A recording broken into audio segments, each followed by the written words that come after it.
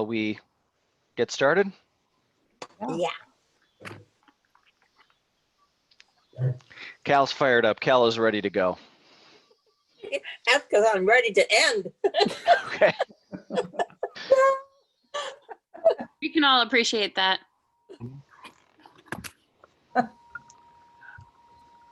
Okay, well, I will share us over here. So we'll call to order at 7 p.m. And in attendance, we have trustees Church, Hayes, Meyerhoff, and Stroh, and intrepid members of the public and staff, Jillian Chapman and Martha O'Hara. Oh, and it looks like Katie's joining us as well. Good evening, Katie.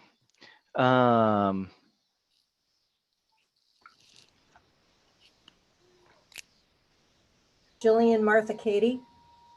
Before I continue here, this is set up to auto record, is it not, Martha? It's recording. Yes, That's it is correct. recording. Okay. I realized I popped over without checking to make sure that it was doing that, and now my screen is dominated by the screen share. Anywho, additions and corrections to the agenda. I don't have any. Does anyone else have anything that they would like to correct or add? The only thing I wanted to find out is if I've got Jillian, Martha, and Katie, and you, Eric. Am I missing somebody? Is that Gilbert the cat? Yeah. Gilbert the cat is Oh, behind me, Gilbert. so Oh, there he is. I see him. he's attending his second meeting, but he'll be getting down to beg for I dinner in a don't little see bit. So. Gilbert the cat. What does he look like? He is a mostly black cat, but with a little white tuft on his chest and a little white patch on his belly. Does he live in the library? Nope, this is my cat. Oh, okay. He's making himself at home on the back of our couch. Because I read somewhere that libraries are supposed to have a live-in cat. Hint, I've hint. been saying. Yes, please. We have some allergic staff members that have been dead set against the idea. Oh, I don't know. I know. I'm I on can't board. hear too, but he's not showing up too well. He's kind of sleeping over there on the back of the sofa. yeah, I see. Okay. Speaking of Gilbert's presence in the minutes there, item number 3 will be, almost forgot. Item number 3 is opportunity for public to address the board. Katie, Jillian, Martha, you have anything to address the board? Actually, the number 7 on the agenda, it says Angie Outreach Committee Chair Butler and Dirch. But that's not accurate, right? No, Are you that needs to talking be about the updated. minutes or are you talking about Mhm. addressing the board? Sorry, no, I was just looking at the agenda. No, that needs to be updated. Oh, okay. You know, Eric, I don't know if, I guess it would just be old business, or perhaps your narrative, I don't remember. Just any progress on the trustee applications. Haven't received any. Okay, that's that. So yeah, continuing on, hopefully we'll get some. I did follow up with the folks with Vote Like Bluff, the caucus, and they indicated that if they had anybody that was interested, that they would pass the information along and share that out. So we've got it up on our social media and on the website. Might look here to drum up some additional interest by taking a look and seeing if maybe we could get some interest from a news outlet. Though Good idea. those are a bit hard to come by these days. We had a lot of them that just kind of like stopped. Sorry, Jamie, go ahead. Oh, go ahead, Kathy. I'm thinking. When you talked to the caucus people, did they mention if they're going to proceed with a town meeting type of event? It's usually in December. It is, they're just getting started on their meetings, discussing what they're gonna do now. I don't know what they're planning. Okay.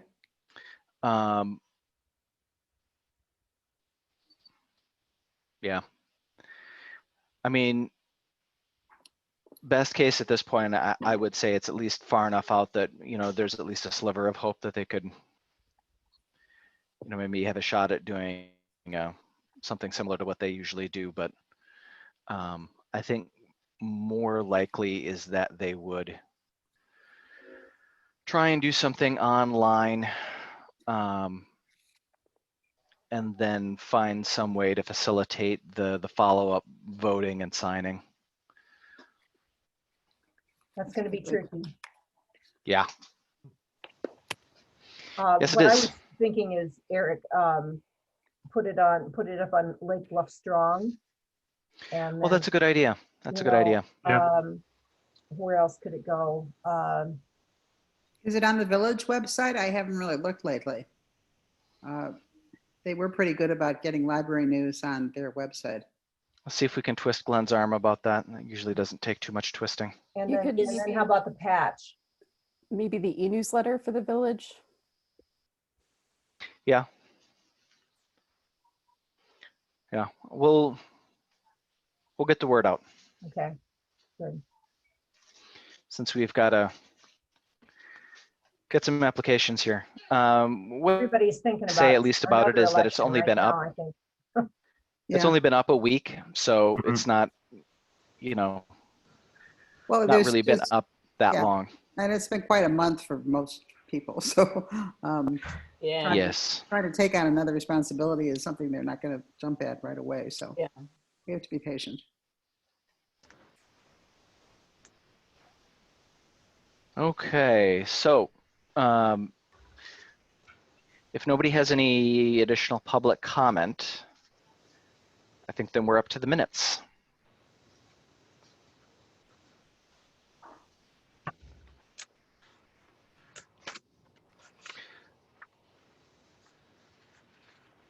Did we fully cover everything about the trustees? We'll get some applications and we'll start really fanning the fires on that to get the word out. Mhm. Okay.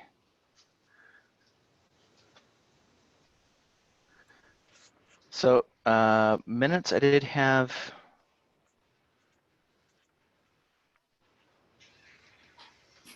I did have one note on section 5. I believe that it is supposed to read, we don't know what's ahead, rather than we don't know that's ahead. We don't know what, yeah. What's ahead? I will change that.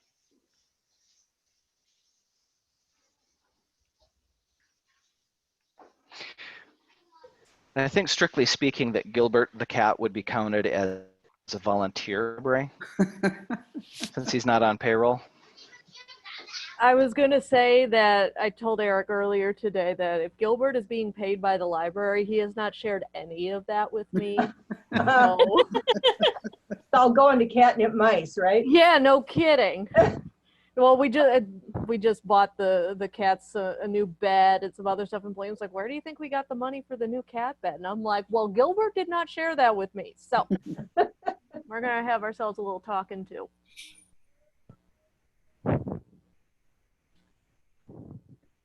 Any other questions, comments, corrections regarding the minutes? If not, then I would look for a motion to approve. I move that we approve the minutes. A second? Okay, Stroh seconds, Meyerhoff seconds. All in favor? Aye. I, Any opposed? Approval of the minutes as amended carries unanimously. Okay, then that takes us up to the financial reports. These I had sent out on Monday. Did everyone receive those? Yeah. Yeah. Yep. Okay. Let me see if I can work the magic of sharing, switching which screen I'm sharing. There we go. Okay, so up on the screen here, you should now be seeing the revenue and expenditure report. So for the financial report on this, starting at the top, we did receive a nice chunk of property tax revenue this past month, more than we usually receive in August. Again, that's the things catching up. The county had allowed for people to take more time to make their property tax payments this year, and some folks are obviously taking advantage. The bottom line here is that we've got 506,000 now that's arrived versus the 517,000 that had arrived this point last year, when things were still running ahead and people were still making an effort to pay earlier in the season. So we're catching up as to where we should be, which is a good feeling with some of the uncertainty surrounding that cash flow. Elsewise for the revenues, we do have about 4,500 that we're short here out of the next area down on services this year versus last year. The 13,000 versus the 5,961. By the way, can you guys see this when I highlight something on the screen? Yes. Yeah. Okay, Yeah. that's good. That's good. Okay. Well, The fines, then another area where we're short, and these are two areas where we're just going to be pretty short this year. One area that's a little bit misleading is the next box down, which is the miscellaneous revenue. The chief reason that we're short in this one is this expense here. We asked for a big donation early last fiscal year from the Friends. Most of that went to purchasing the laptops and the attendance software and equipment that went with that. But there were a few other things that we wrapped into what was a really big ask of the Friends. And they were looking for us to make a really big ask. And as always, they were very, very generous when we brought them one. So, but having that there kind of puts a thumb on the scale. So we're not really as big of a variance here as it actually makes it look. Really where we're coming up short, and we're not going to most likely make up the difference here, are these two sections here under services and fines. Those are the areas where it's revenue that we're not going to see most likely any catch up. The good news though is that looking right now, that's about $7,000, which is not as much as we would like it to be, but it's a lot more manageable budgetarily as far as fluctuation in revenue than if we were talking $20,000 or $30,000 or $40,000. So not what we'd like it to be, not perfect, but all things considered, could be a lot worse. You can see down at the bottom line here, right now we're looking at 511,000 versus the 551. Again, some of that's this variance here added in, and only a portion of that is really revenue that's just not going to be made up at some point here as the year continues on. Can I ask a question? Absolutely. If you want to defer it, go right ahead. I received an email from the library, or perhaps it was in the newsletter, that there's still 1,000 materials that are out that have not been returned since before the shutdown. Kind of, I don't know if I'm correct on the timing there. So those items are we're fine free. Is that correct? That we dispense with fines in this? No, we didn't. Okay, so We did not. okay, so those. Well, how did we not do that if we were closed indefinitely? Well, we did not dispense with the fines. What we did was, because we weren't able to take materials back, we folks just keep them and we'll extend your checkout way out. Okay. Okay. So those are all coming due now at that extended checkout date that we had set for folks. And what was that And date? Did it vary or? Tomorrow. It's sorry? tomorrow. September 15th. Oh, okay. Yeah. Okay. 16. So as of tomorrow, there's 1,000 items that are overdue. Or Well, Yeah. the automatic renewal should have, or automatic renewal should have kicked in for any items that were eligible. And then any items with holds, patrons should have gotten notifications that they were unable to renew those items. We'd okay. approved the auto renewal if renewals were available this past spring. All right, so let me ask my question, and then I'm not sure if you're answering it or not. So if roughly, as of a couple of weeks ago, per the newsletter, there were about 1,000 items that had been borrowed, let's say before May 1st, I guess, whenever, and were still had not been returned since we opened up for returns. Is that that's still a number that's floating around that are still out there? There are, I don't know what the current number is. We had put that out and we've been getting a lot of returns back. Yeah.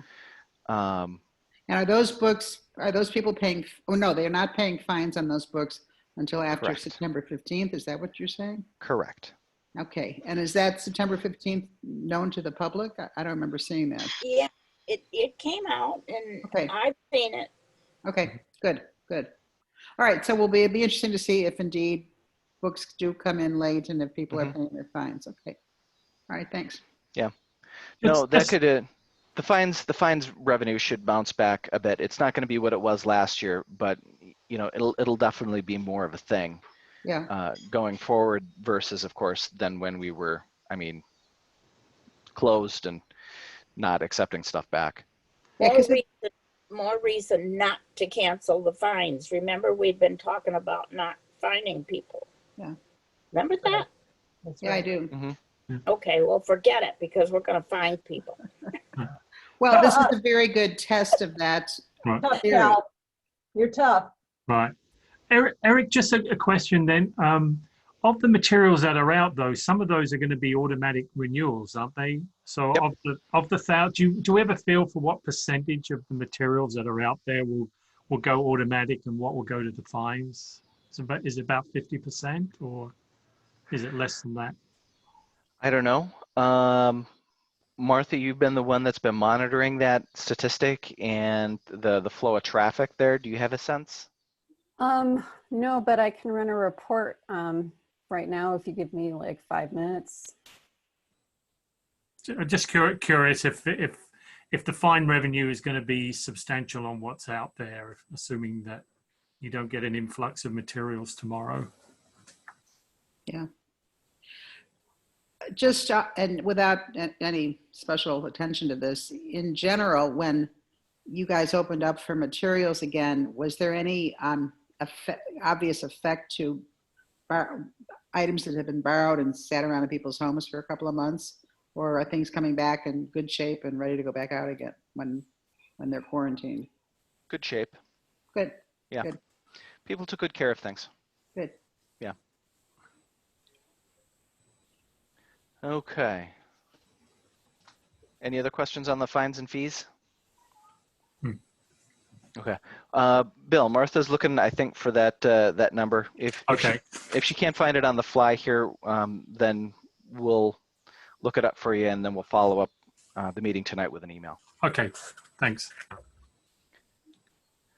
So, okay, just taking a quick look here through the expense reports. You know, we've, of course, with the projected shortfall in revenue, been careful in terms of expenses. Thus far in the fiscal year, we've got for salaries, 161,000 versus 175 last year. So about 14,000 less thus far that we've expended there. Almost exactly the same in terms of benefits. The primary difference there is mostly just some fluctuation as far as the FICA and IMRF rates. Under the contracts, a little bit more there, chiefly as an issue with some expenses related to the software that we've acquired, commodities. Grounds You know, kind of jumped up. What's that? Grounds. Let's see, maintenance, building and grounds. 600, we budgeted, or it was 320 last year. Is that right? Which one? I mean the grounds maintenance here? Yeah. That one? Yeah. Well, no, I'm looking over at the Okay, at the month. activity for 831. First column. First column. The $600. top one? No. Oh, the $600. $600 for grounds. Oh, right. I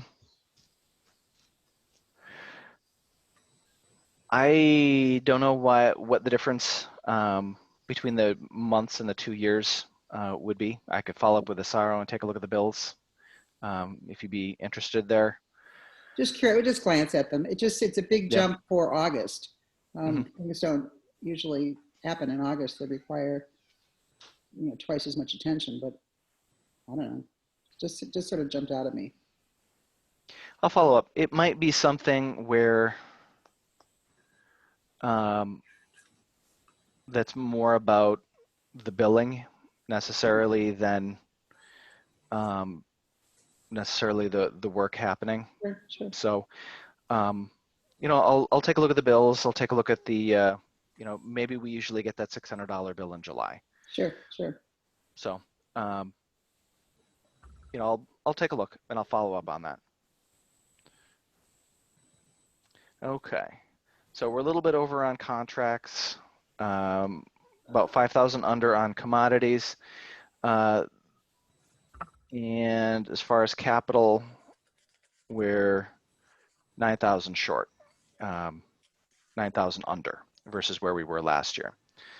So the bottom line on this is that in sum total, our expenditures are about 40,000 less than where we were at this point last year.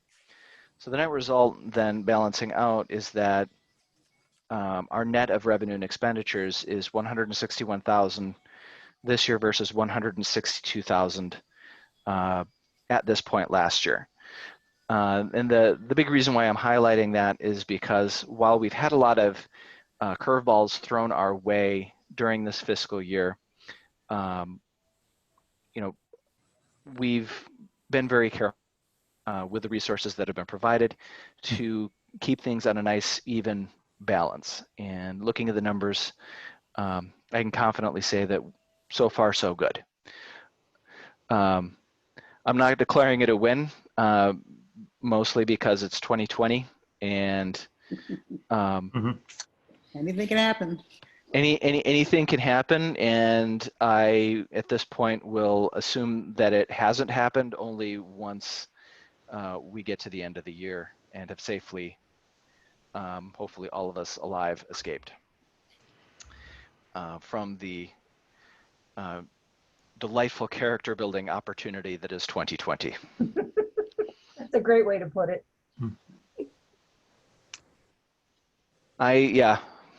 Character. I'm going to end this year with more character than I ever wanted in my life.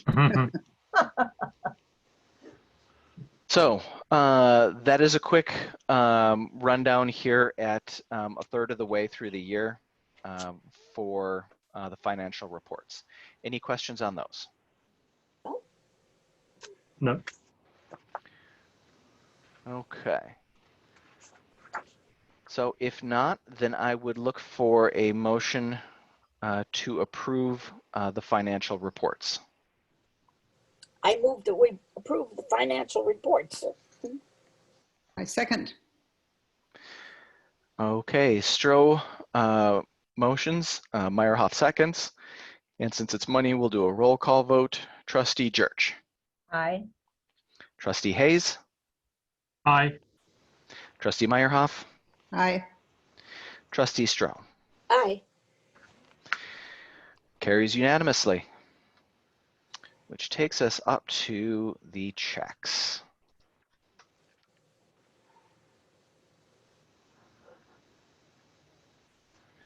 And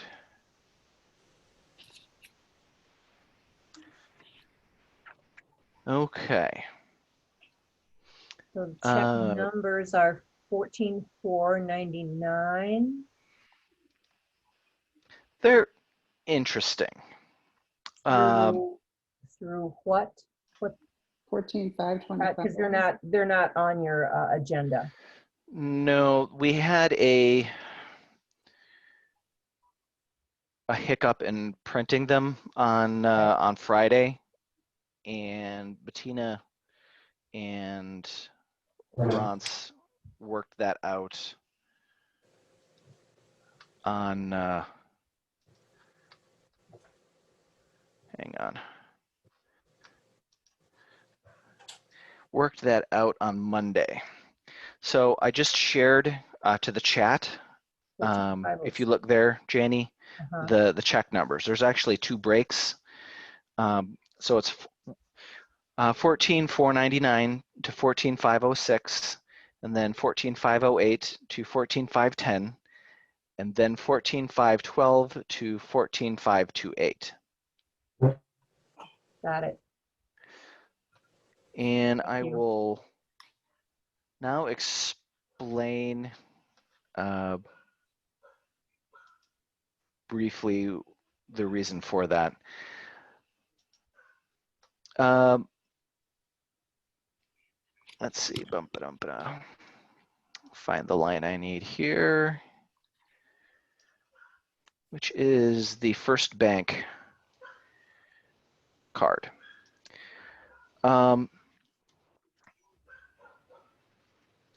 Which you can see we've got two of them that have wrong credit applied.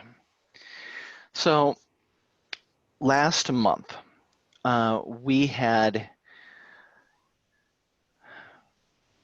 the folks at First Bank cashed our check for the wrong amount. They dropped a 1 off of the front of the numbers. So instead of 196, they cashed it for 96 and then charged us an overdue fine and the remaining amount on the follow-up bill. Which led to an interesting back and forth, the details of which I will spare you. But they did then work that out so that they got their money, we didn't get fined. But the details as far as working that out resulted in a sizable credit being applied to the next round of checks. And when that credit went into BS&A, it caused it caused a problem with the check run because we had a couple checks then because there weren't many credit card expenses attached to some of the bills the next month, that we had bills that were showing up with a negative balance, which when we tried to print the checks caused the system to freak out. It apparently was not capable of simply ignoring those without a lot more nuanced instruction than we were giving it. That's probably a good thing in the program, honestly, Eric, don't you think? Probably. Yeah. So the unfortunately, by the time we spotted it, it was when the system was in kind of a tizzy and a feedback loop where it had kind of ground itself to a halt, that it wasn't going to do it. nor should it have, but it wasn't finding any easy way forward or providing one for us. So we got all that worked out and it resulted in an extra break in the check. So much for artificial So intelligence. that was that adventure, Yeah. explaining what happened there.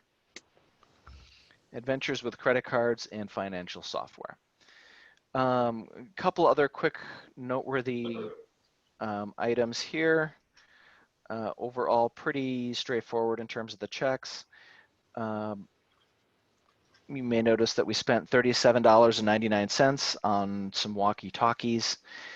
We've been using the walkie-talkies to communicate between service points because we have some additional ones. We've got the greeters desk there in the foyer where we work with folks, make sure that they are aware of the rules for appropriately using the building, that they've got their masks on, et cetera, there in the foyer, as well as the station in back, what was the computer room where we do the curbside pickup. And those are locations that don't have phones. Usually we use phones to just communicate between everybody, our different workstations, but now we have some new temporary ones, hence the walkie-talkies, which were a much cheaper alternative than running temporary phones and lines around. And they make some really nice cheap walkie-talkies now, I gotta say. Stay over and out. Very much so. Cool. You should. Okay, what was the other one I was going to? Oh, Wait a minute. Why couldn't you just use cell phones? Doesn't every person have a cell phone?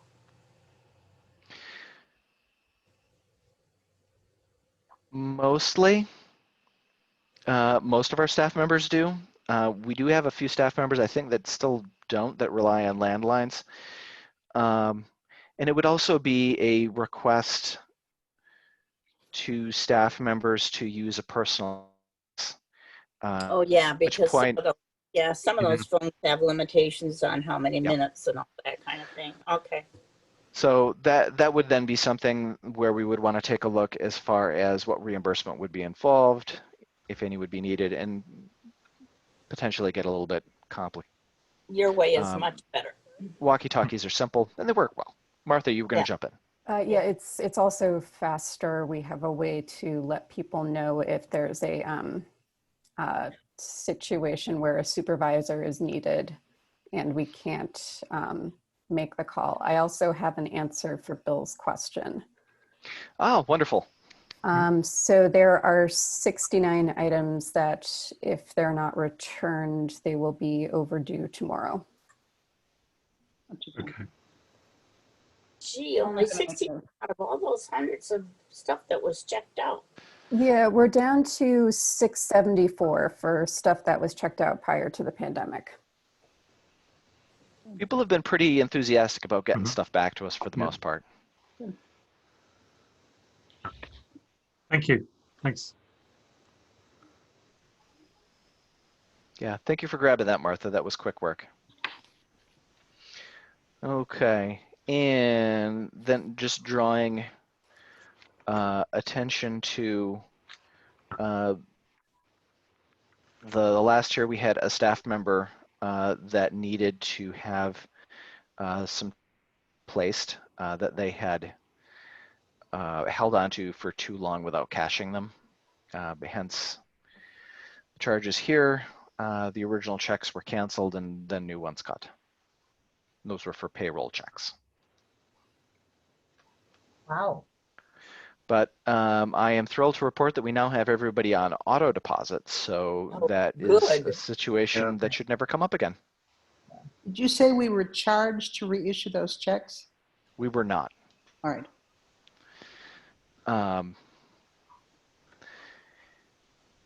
Usually if it's a regular check and we have to cancel it, there's a charge from the bank for the cancellation fee. Yeah. For these, there wasn't. I think it's because they're payroll rather than Good. Yeah. the regular cut, which Well, it was not. I'm not going to argue with the bank and insist that they should have charged us. So No, I'm Don't do that. I'm pleased because it was not our error or our doing, so, Right. yeah. Right. And that would have led to an additional conversation with the staff members. So, nope, nice and simple. Good.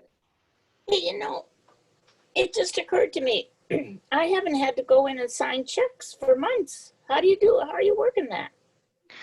Well, it's mostly been me and Janie. And then once in a while, Kathy as well. Okay. We took a look at the check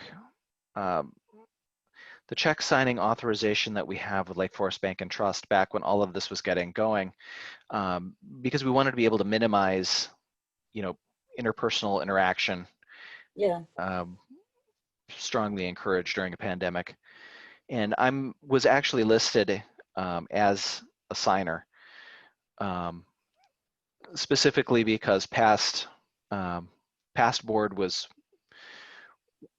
we were apparently very big in the foresight department that we'd had me on there in case of such an emergency, where if we were short and in a pinch, then I could cover it. And had done that, and then it had just never been needed. So I've been lending my signature, and then Janie's been the other signer mostly. Just kind of keeping things going here with the minimum amount of fuss. Pretty easy and straightforward now that we're open. Janie has a key to the building because she's a museum trustee, so she can easily get in whenever to sign things. And I figured how to circumvent the library doors being locked too. Yeah. Yep. The old elevator trick. I was going to say, that doesn't take too much to figure out. It took me a lot to figure out. Thank you very much, Kathy. I never think that deviously. I've always thought that was just a huge security loophole, to lock up that whole building, but anybody can just take the elevator upstairs or downstairs. Yep. It's it's kind of a Lake Bluff thing. It is. It really is. I do kind of miss some of our moments this summer, Janie, when we would be, arranged to be like walking, up and down Scranton at the same time, and where we would hand off the checks. Where it felt kind of like, we're not doing anything shady, but it just kind of looks that way, where it's kind of like nobody has a Ring doorbell that's recording this shady transaction. Yeah. Or you didn't have a bucket behind the tree there in the front of the library where you could just drop things off. Just about. Well, one thing good about everybody being on automatic payroll is I remember many's the time coming in because there were 2 checks to sign. Yeah. 2 payroll checks. And this way that won't happen anymore. That's good. No, our within a month or two of each other last fall, our the 2 folks that were still doing the physical checks both opted in. So, we've got everybody on direct deposit, which is good. Makes me happy. Yeah. I love electronic funds transfer. Yeah.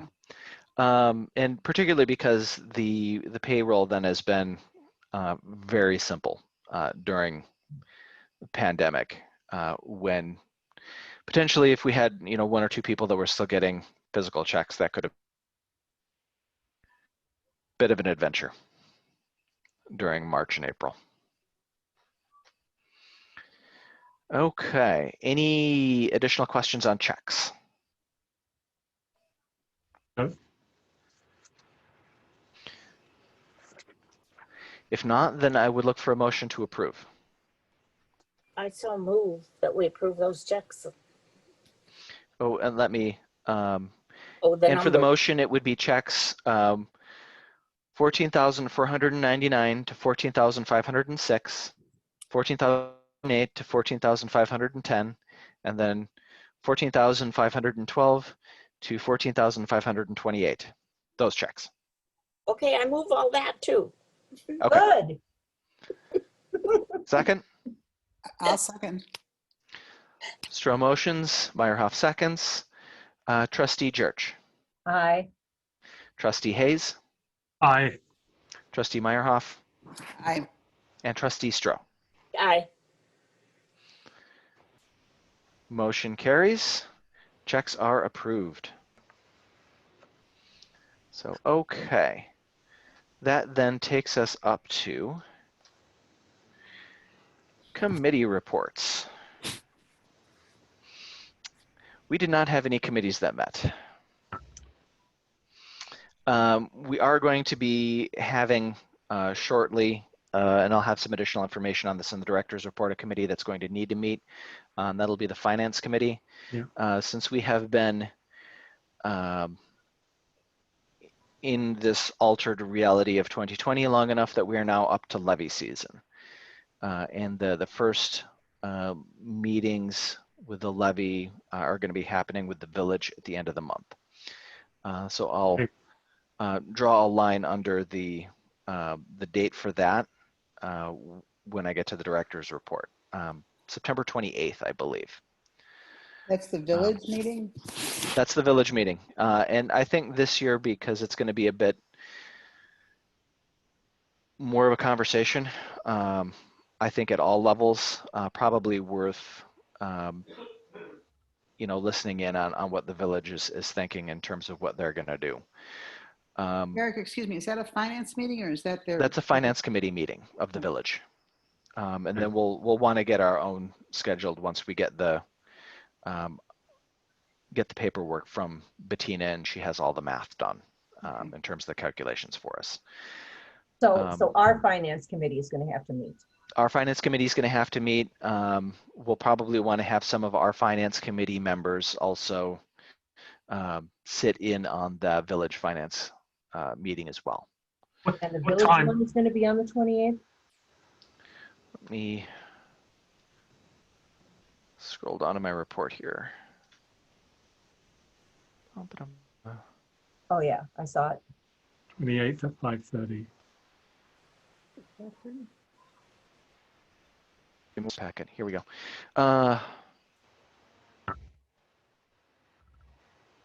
There we go. Yeah, September 28th at 5:30 p.m. So is there any restriction as far as attending a finance committee? Nope. Okay. It's a public meeting open to the public. Oh, so people can just get the Zoom information and attend? Mm-hmm. Okay. Yep. Only thing for the library is just that we, in conversation with the village finance committee, want to be certain that we don't stray into territory where we're making decisions for the library at their meeting. Sure. Because that would get potentially weird with the Open Meetings Act rules. So after that meeting, we'll get the information on the levy. Then we would set our own meeting then up after that. Then Eric. Yep. So I should have sometime in the next week or two the information regarding the EAV, the extension limits, and estimates from Bettina because she'll need to work all that out and get it out to the finance committee for the village ahead of time. So I'll have that from her. I'll send that out to the finance committee for the library when I receive it.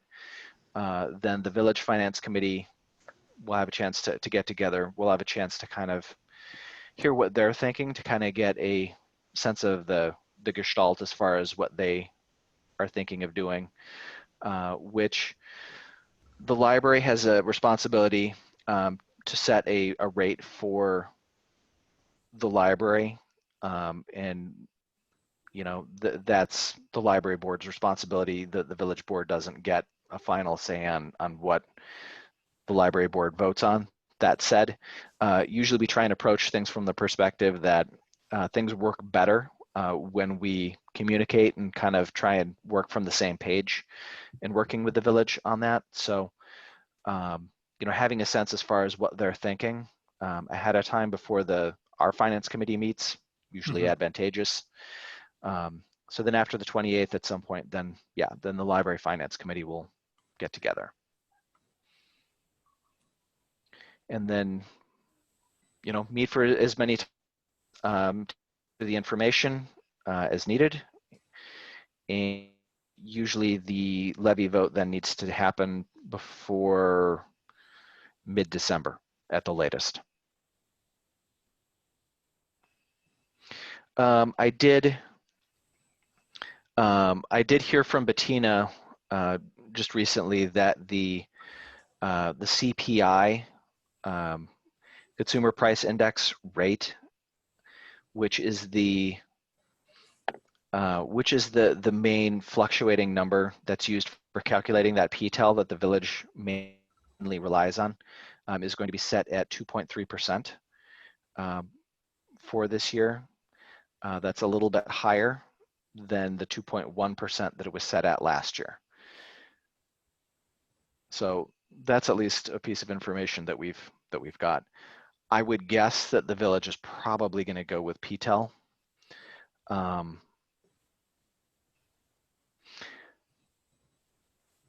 Mainly because I know that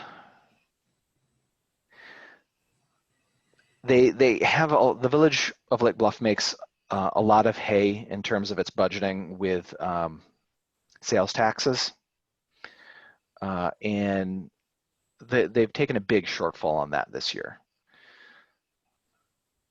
So I think otherwise they would probably consider a property tax freeze, just as rocky as 2020's been. But I think they're probably going to be in a position where conservatively that they'll take the PTEL extension, just to ensure that the finances balance out as best possible. Remind me again what we'll see. PTEL means. Property tax extension limit.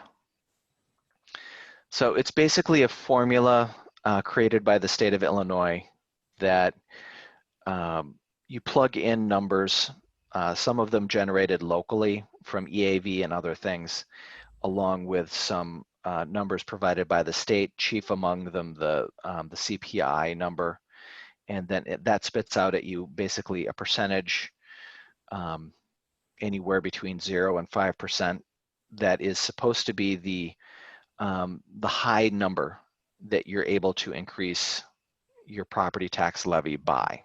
Gotcha. Now, ostensibly, because it's home rule, Lake Bluff doesn't actually have to follow that, but the village made a pledge that they were going to do that and have very religiously adhered to that. That's not a promise they made on the library's behalf, but they get squirrely if we don't follow it.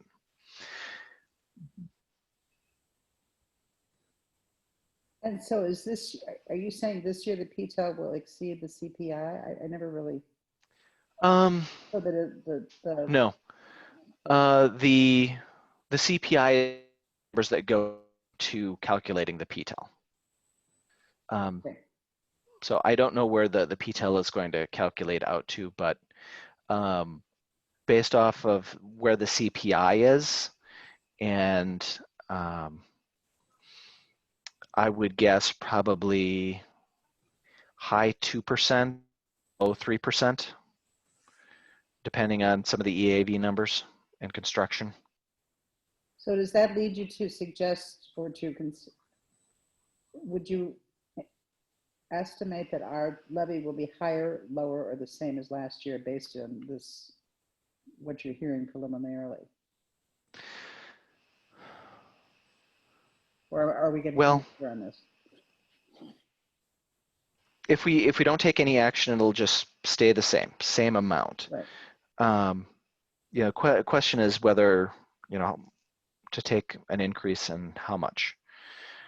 I don't want you to go after the wrong question here. Typically, Bettina would come to us with a number.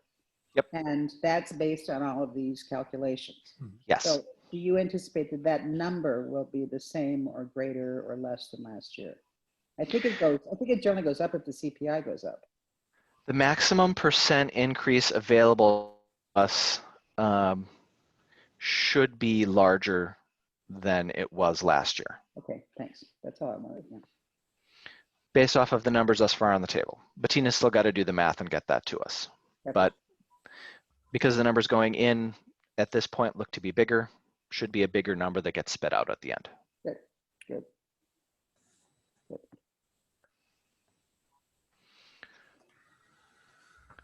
So in short, on committee reports, finance will be meeting.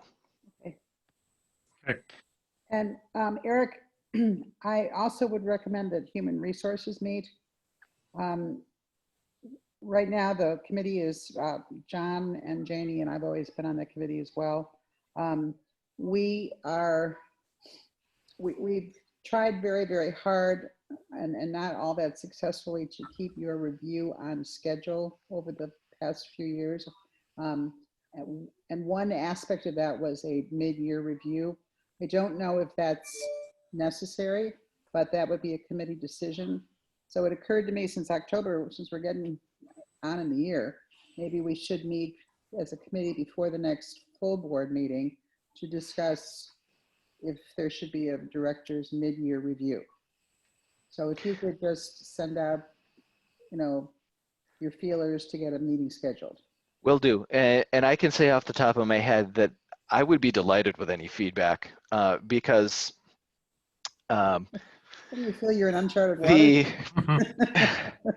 the job expectations for library director as well as just about everything have been very different the last 6 months. It's like somebody suddenly asking you to do the cha-cha or floss when you've never done that before. At the same time. Any feedback as far as how I'm doing and how it can be made any better would be much appreciated. Everything's weird. Yeah, that's for sure. So I will follow up on that by email. Maybe I'll just jump ahead and say, Eric, if you'll just get that scheduled, and to any other trustees, if you have any feedback, send it to Eric or send it to me or anyone or Janie on the committee, and then we'll put all that into the mix when we get together before the next board meeting. Sounds good. Okay. I think then, unless there's anything else on committees, that takes us up to new business. Okay, new business is pretty straightforward here for September. We have our closings for calendar year 2021 and the board meeting dates for calendar year 2021. So I will scroll down here. Library closings for calendar year 2021. These are essentially based off of the ones that we had approved last year. They are, of course, as with the ones that we approved for 2020, there's an element of assumption here that these are kind of our baseline closings for normal times. Obviously with some of these, there's Sundays that were closed and things here, and we've not had a chance to be open again yet on Sundays. So there's an assumption here that these would really fully go into effect then once reality returns. Are there any questions as far as these? I'm pretty comfortable with these. We did really dig into the dates that we were doing closings last year, and we had a couple that on review in terms of comparing our dates to when other libraries on the North Shore in particular were closed, that we opted to drop and then instead went ahead and added some additional floating holidays for impacted staff members. So these are, that was a good move. These are coming fresh off of a round of research last year. I do have some questions as far as what we do the day before Thanksgiving versus what other libraries are doing that I'm still investigating, but that's kind of a side issue that's still more than a year off for Thanksgiving 2021. The But only that might- day that jumps out at me, and I don't know quite what to say, but Independence Day is on a Sunday. Yes. Is the legal holiday on Saturday, Friday, or Monday? And would that affect your decision to be open or closed? You know, does it move? I didn't think it moved. That would. Well, I think when it's on it's like when Christmas or New Year's are on a Sunday, they do something. But the banks close a day and all that, so. Okay. Markets. Yeah, my phone is telling me that the public holiday date is Monday, July 5th. Yeah. So that is a holiday. Okay. We could then amend this for Independence Day, Monday, July 5th. Actually, because you're closed on Sunday, July 4th anyway. Right, right. Yeah. Yeah, so I would just make it July 5th. Sounds good. Kind of look like your Memorial Day setup where you close Yeah. on the Sunday and Yeah. day off on the Monday. Yeah. Okay. So that'll be as amended. Any other questions, comments on the list of dates? Well, does that still give us the freedom to maybe close the day before Thanksgiving if we think that's a reasonable thing Yes. to do? We can still go back and change that. Well, and for the day before Thanksgiving, I think the discussion was, because we'd be open till 9. Yeah. So Wasn't so much a closing altogether. Sorry, Martha, I interrupted you. No, it's fine. It was a closing. It was a question as if we might close a bit early, since as Martha was noting, right now we're open until 9 when we're at regular hours, and it was more a question of if we might close at 5 or 6 instead. Sure. Which, a few hours early is a different kettle of fish than the proposed slate that we have. Well, here. I just remember when Lake Forest High School adopted the Wednesday before Thanksgiving as a day off. We traded it for something else. I don't remember the details now, but We traded it for Veterans Day. was that what it was? Yeah.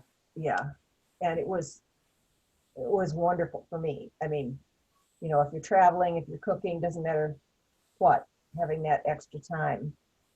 It's there's no denying. I think that it's nice to have that time. The flip side is, from the libraries, from the public's point of view, it's also a day when, because everybody's home, it's nice to drop into the library, whatever. Yeah. So some kind of shortened hours would, I'm sure, be appreciated by some of the public as well. So Like maybe be open till 2 or something like that. 3, yeah. Yeah.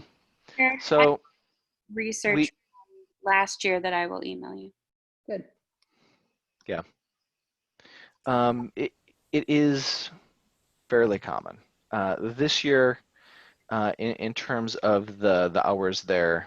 It looks to be a non-issue because we'll be closed early on day before regardless, unless something really substantial happens before then. So it's mostly at this point looking forward to 2021. And Jillian, as she's forwarding, has done some really good research on this, and I think there's a good case to be made for an early closing there.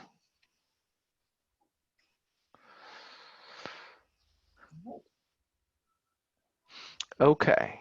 Any other questions?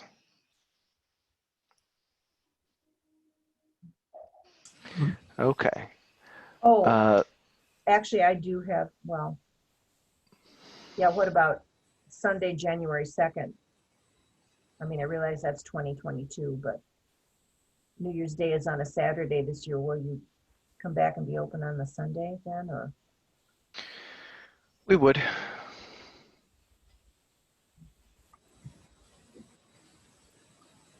Well, actually, to Janie's point,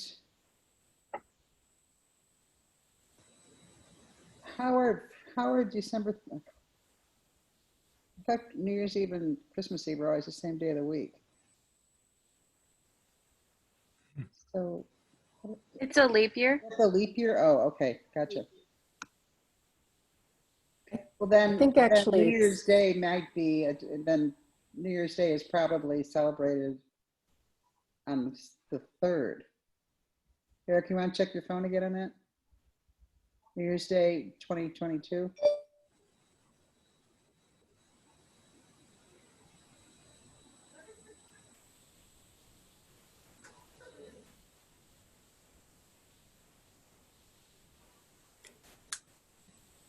I know that some libraries have like a policy as far as like if a holiday falls on a Sunday or whenever, they just have a rule as far as like it's celebrated the following business day or the business day before or something. So it might be worth looking into if. Yeah, that's how the banks and the markets usually do it. That's how they, anyway, you guys can, why don't you just check it out and we'll talk about it next month or Yeah, whatever. we'll check it out. The New Year's Day one is advantageous because it's the tail of the snake, so to speak. So it's at the bottom of the approval, and then it's what we start with for the next cycle. So it'll be on the list for next year as well. Okay. Sounds good. Well, that's true. It's not even a 21 day. Yeah, you could just drop it for now. Well, Right. whatever.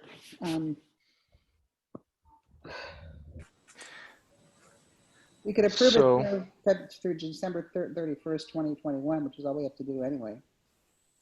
Sounds good. So we would look then for a motion to approve as amended to change Independence Day from Sunday, July 4th to Monday, July 5th, and to drop New Year's Day 2022, and then approve the rest as is. Do I have a motion? You want to drop New Year's Day 2022? off Right this now, list? not because we're not going to close on it, but Oh, because just we want to because- research just it for more. discussion for next year. Yeah. Gotcha. Okay, so I move as we have amended this list. We have a motion. Do we have a second? I'll second. Good. Change things up. All right. Yeah.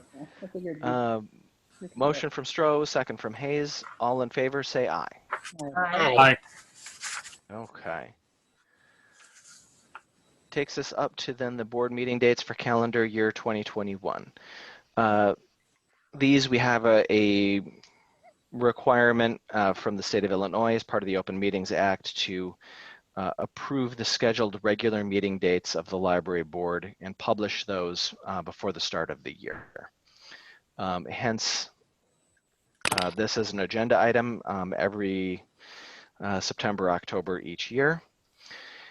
And these are pretty straightforward. They are the third Tuesday of the month, with the exception of December, which next year would be December the 21st, which I took a look at that and I thought that that was awfully close to the holidays, and that we might shuffle that a little earlier into the month.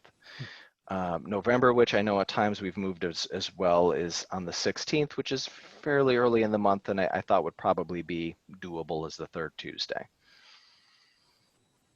So, but feel free to argue with me on either one. I'm, amenable to whatever's going to work best in terms of getting a meeting together.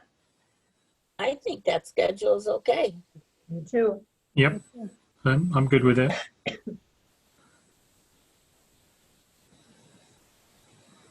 Okay. Any other question, comment? Otherwise, I would look for a I motion to move that approve. we accept this list. And a second. Kathy seconds. Excellent. All in favor?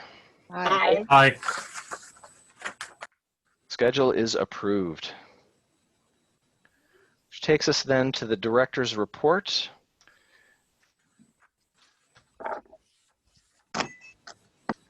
And a couple additional items I wanted to highlight. I mentioned the trustee applications that we have not received.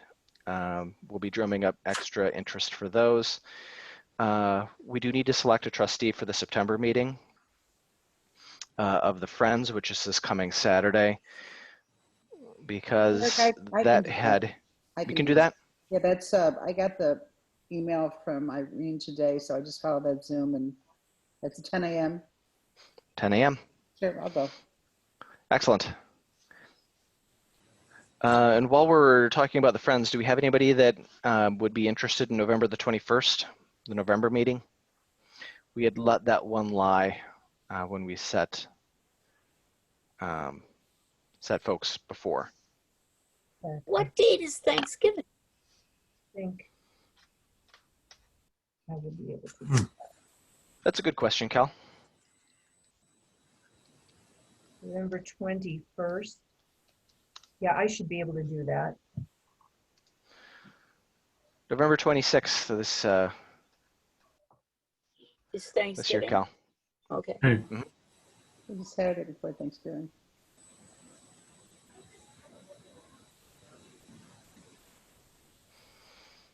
And then Eric, perhaps for October's meeting, if you could give us a blank slate on meeting dates and we can start to plan ahead. For the Friends. For the Friends. Yeah. Yeah. Sorry, my brain was still stuck on the Yeah. the dates for the next calendar year. No, Friends, yes, we'll Because do. typically we tend to fill in the first 4 or 5 months anyway, and, Sounds good. helpful. So that would be a Zoom meeting, right? Yes. Yes, the Friends members are overall really proficient with the Zoom, though not, I would say, overly eager to have the meetings when it isn't necessary. Good for them. I think overall we're all getting our fill of screen time. Yeah, absolutely.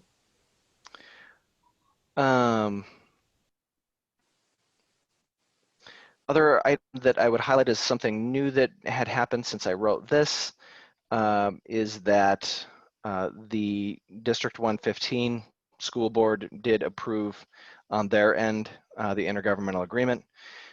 So both of those are renewed with D65 and District 115. So that is good. Well, District 65, I should say, in a week will be renewed. They did first reading. They didn't have any questions about it, and I don't imagine that they're going to. They're very happy with the agreement, Good. which is great. And, in part because, as I noted here with the Sora and this line here, which, they're going to be getting the school version of the Overdrive app and to offer their kids expanded reading options from home on ebooks and e-audiobooks as well. And then we're going to be taking advantage of the opportunities made available through Overdrive to make our content available then as well through their app. So they get a big expansion and we get the additional exposure, and Does that everybody mean, wins. just bear with me, so that means that school kids can go to the Overdrive, which is the public library, and check out stuff, but when you say we're getting the exposure of our services, is that what you're saying? Or are we getting, Yeah. we're getting the circulation credit Yeah. as well. So the kids all already with their library cards have access to our Overdrive collections. What'll be changing is that the school will now have their own collection that they'll be working on building through Sora. And rather their than own leave it book. in a situation where then the school has an app that the kids log into and they see a particular collection, and then the library has a collection that, and this other app that the kids log into and look at, that the kids can just log into their school side app and then just see both, which is going to be great. So the kids can access both their school library materials and the public library materials through With one app. login. Good. Always nice when things turn out to be simpler Yeah, rather than more complicated. Sure. yeah. And in 2020, always a little bit of a surprise. Then the other item that, and final item that I'll leave you with here this evening in terms of the director's report is the survey, which I did include the results of with your packet. Martha put this together. I think we're taking a lot of notes here from this as far as what we're going to, you know, how we can perfect getting feedback and results from our biannual survey that we do every 2 years. Because we put this out and very quickly within the matter of a week and a half, I would say, we got 278 results. And Pretty good.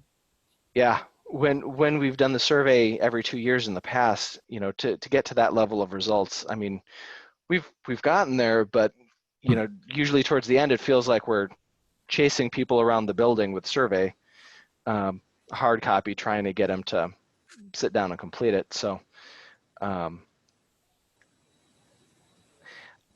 this, I think it was a really nice, clean, effective, very focused survey that Martha put together, and you know, people were able to just really quickly, you know, go in and comfortably just boom, boom, boom, select the options and get us the feedback. There's a real art to doing that, so good job, Martha. Yeah, well done. Martha does a great job with these, and I highlight that in particular because when the village, park district and school went in on a similar survey that was not as well done as ours 3 years ago, they brought in consultants who did it for them for $30,000. So You'll be receiving my bill shortly. Bonus, Martha? which, yeah. So we get, to just to underscore, you know, like you said, it's an art, and we're very fortunate that we're able to get such high level from our amazing staff Yes. on that. Yeah.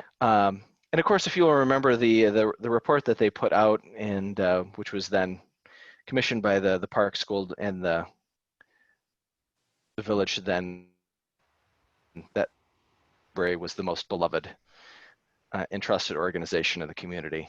That was nice to know. Something that I like to periodically continue to bring up when I'm meeting with Drew.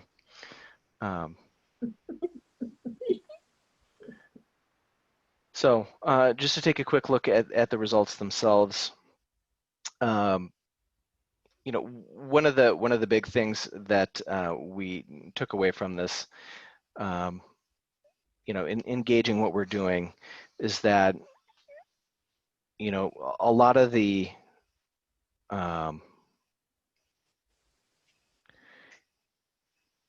from the patron perspective, here's the one I want. You know, we have a lot of folks in terms of what they're looking at. You know, they'd like a few more hours, but overall, you know, there's satisfaction with the level of service that we're providing, which is good for us to see, just because, you know, in the meetings, you know, we're meeting together on Zoom. We do that multiple times a week, discussing services that we're providing, what's needed, what we can do. And one of the big challenges for us is that doing so much of that digitally, and because the interaction with the public is just so careful and metered at this point that we can find ourselves at times going around in circles and really questioning ourselves as far as what we've got and what we're doing. So to be able to see the results here, and that overall the sense from the public is that we are meeting the expectations, as well as that, if you look at the graph above this one here, what people are thinking in terms of the hours available, that really that we do have a lot of people that are thinking about things in a very careful manner, that it's not for a lot of our patrons so much about having a lot of hours at the library, but just that they're being very careful. So and that for us, another really important result, because looking at the traffic flow through the door on a day-to-day basis, when we're seeing fewer people coming in on an afternoon, is it because we're offering fewer hours, or is it also because people are being careful and some of them staying away? Looking at the results here, we can see it's a bit of both. We've got some folks that want some additional hours, some morning hours we're going to be offering, but we've also got a lot of folks that are choosing to use things more carefully. We've got a lot of folks that are opting to use the digital services and the curbside and not physically come in. And in terms of gauging how we're doing, that's a really important, metric that we were able to get from the survey, and has really been helpful in kind of framing how we're approaching things. So since this was so helpful in terms of the library staff for us, for really focusing in on what we were doing and putting our time and energy in hours that we were going to be adding, services that we were going to be adding, I opted to include Martha's very awesome summary here as part of the board packet. So if you have a chance and you haven't taken a look at it, I encourage you to do so. If it's not a full $30,000 worth of work, it's probably only You don't know what my 10,000, fee I would is. say. Well, you should reach out to the village. Yeah. They told me what they paid for that, and I was kind of sort of tempted to suggest that maybe they,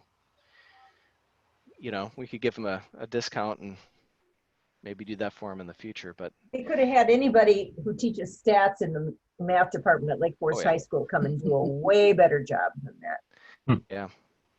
To me, this is the gold standard of surveys. I have never, until I took this survey, never was I able to complete a survey in the time that they said. Yeah. They'll say, take this survey, it's only 5 minutes, and then you end up spending 15 or 20 on it. Or take this survey, it'll only be 15 minutes and it ends up being an hour. This one I did in about 2 minutes. And so to me, it was worth it. Good. Well, thank you. I'm glad. That's a good survey. Well, I'll make a little graphic for it. It has the Cal Calstro Yeah. Anything that gold doesn't standard. That's a good survey. Martha, were there any standouts or surprises or disappointments in the results that came your way? It was multiple choice, so there wasn't quite as, because with the larger survey that we do, there was, usually some things like, there was people who were like, I didn't know the library had a website. And I'm like, but how did you take the survey? Because it was, an online submission. There weren't quite as many of those. I know there were a few people that were like they said, like, I am comfortable with visiting the library in person. And then in the next question, they contradicted themselves. Yeah.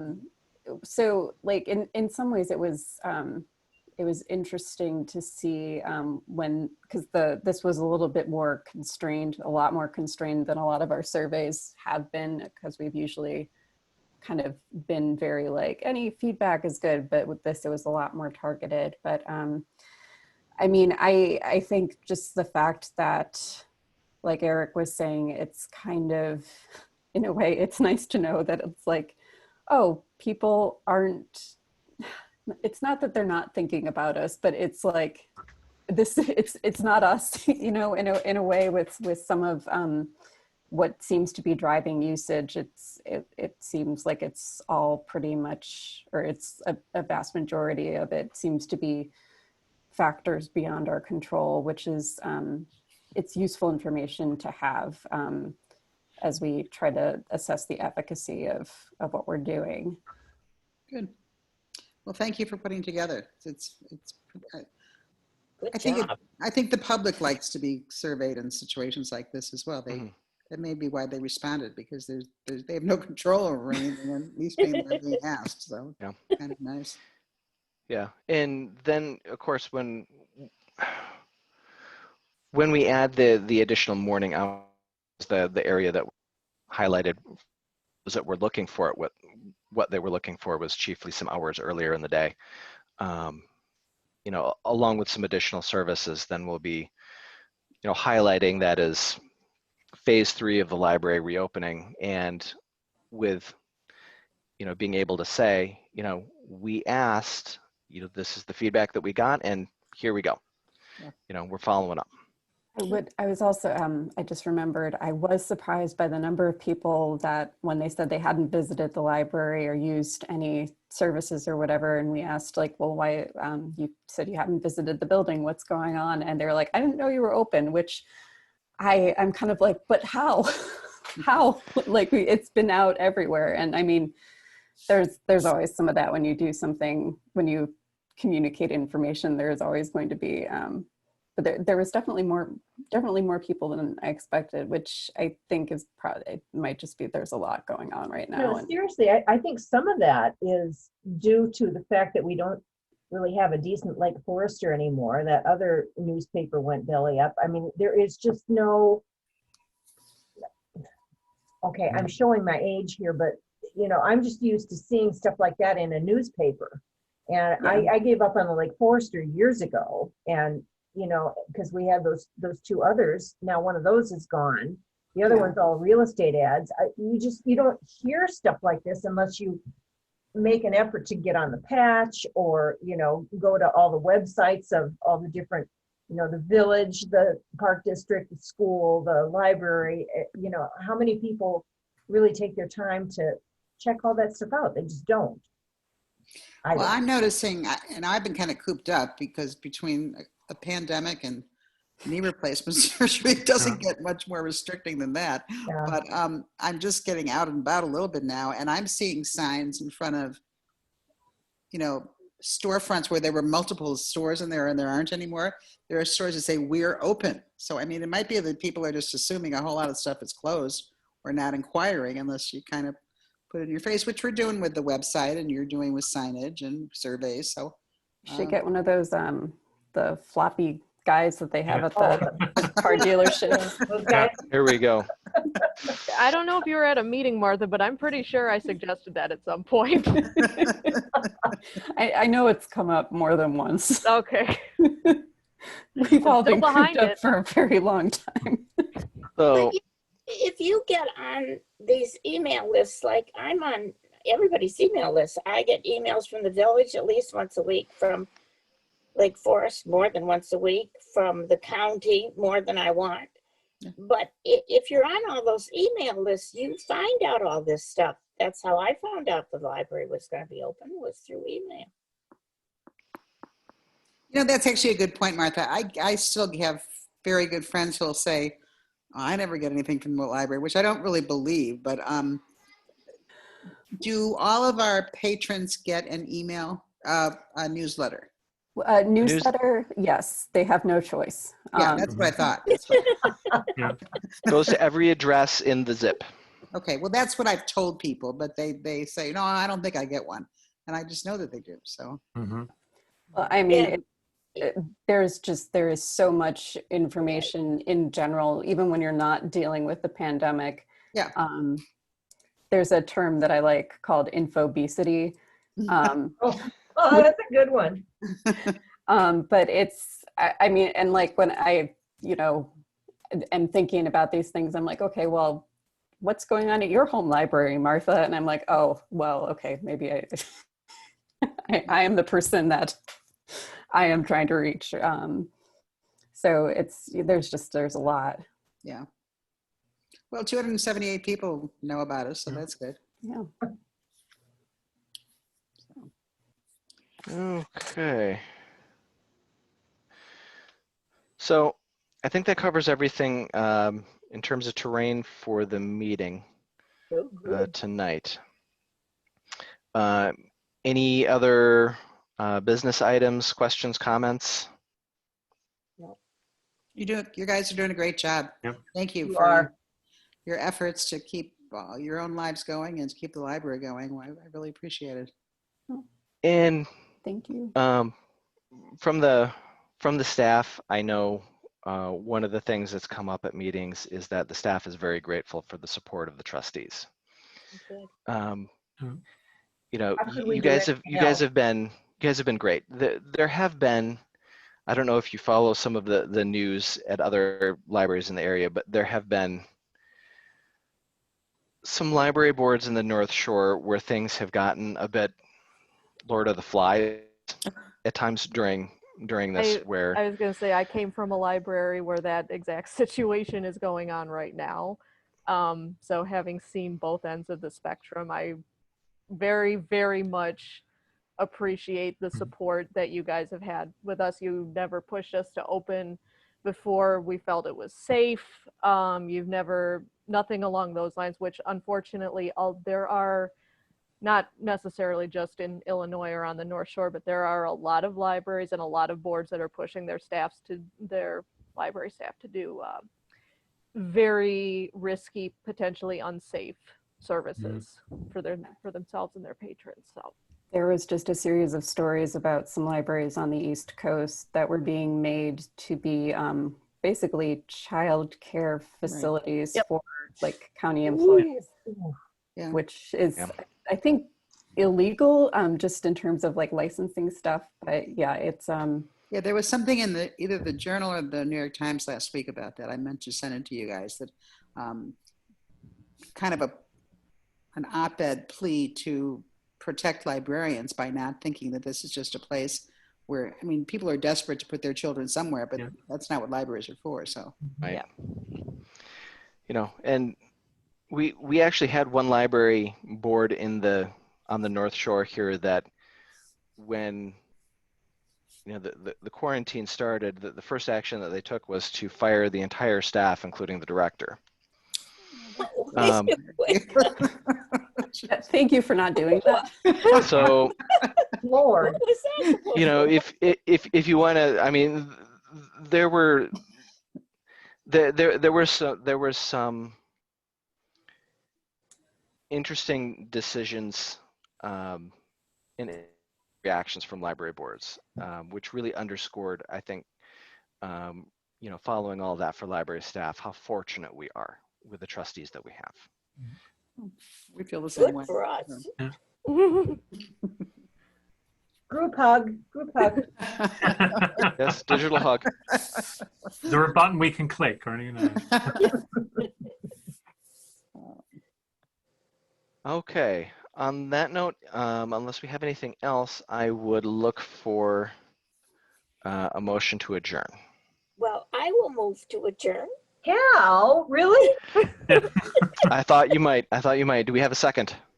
I'll I'll second. second. Okay. Who's second? I think Bill and I were tied for that one. Okay. I'll give it to I'll put Bill Kathy. down. Not that we're anxious to go anywhere. Okay. Well, I All am. in favor? Aye. Aye. Aye. Aye. All in favor? Passes unanimously. Meeting is adjourned at 8:28 p.m. Great. Great. Thank you, Thanks everybody. all. So Take care. Okay. wonderful to see you all. Yeah. Stay You as Thank you well. very well. much. Bye-bye. Take Bye. care. Stay safe. Everybody. Thank you. I know. Bye.